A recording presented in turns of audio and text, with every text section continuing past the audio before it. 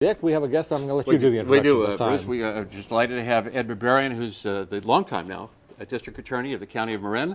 And just great to have you at KRCB, Ed. Well, thank you, Dick. Glad to be here. There is an unusual number of issues on this ballot statewide that affect the justice community.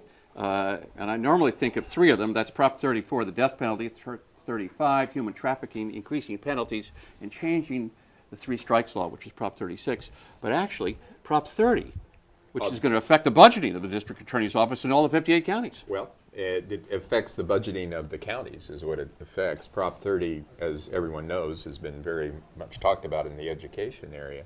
But there's also within that particular proposition provisions that are providing funding or would be guaranteeing funding for the realignment process under AB 109, which was put into That's the shifting of people from the state prison to the county jail. That is correct. Well, shifting the individuals to the county jails, and there's a long-term change in how a number of people are going to be sentenced in the future at the local level. Right now, Prop 30 is going down 48 to 52. These are only absentees.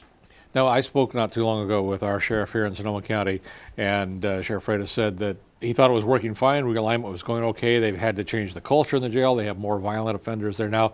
But he said as long as the state realignment money continues, we'll be fine. Well, you heard him say as long as the state realignment money And continues. all of a sudden, it seems like that contingency has disappeared or is about to.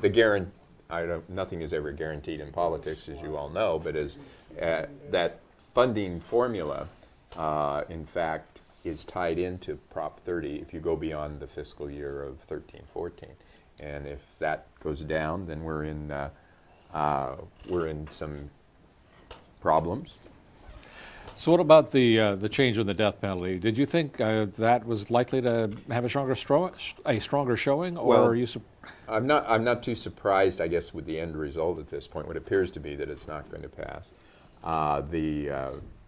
The death penalty issue is one that's been in front of us a number of times, going back to the 70s, and it's really a philosophical issue for us to decide here in the state whether we want this punishment. And it seems like there's philosophy on one side and there's economics on the other. Well, economics, I think, is being used now as the main focus as to why it should be repealed. But I think if you dig down and look at what the arguments are, they're really the same arguments we've had, like I said, from the early 70s as to whether this should be an appropriate punishment. I ran into, on the death penalty issue, I ran into a criminal defense lawyer within the year, and his recounting of the situation was we opposed death penalty philosophically, but we realized the voters were never going to repeal it. Apparently that was very true. And so what we did was it's used the term, but I would use the term, game the system so that the appeal process is interminable. And I can recall just back in law school, this was not always the case in the United States.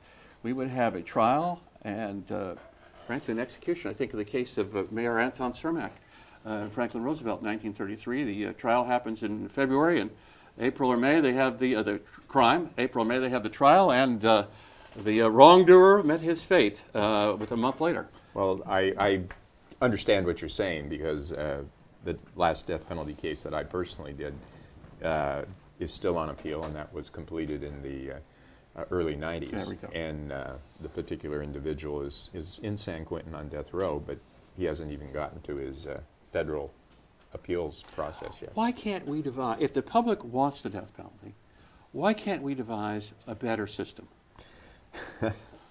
Well, that's a good question, Dick.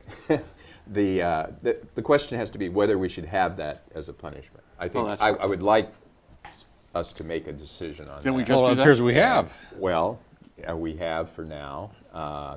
The issue would be if this had passed, obviously things would become life without the possibility of parole. We have about 725 inmates, I think, on death row currently. We're one of 33 states in the country that have that punishment.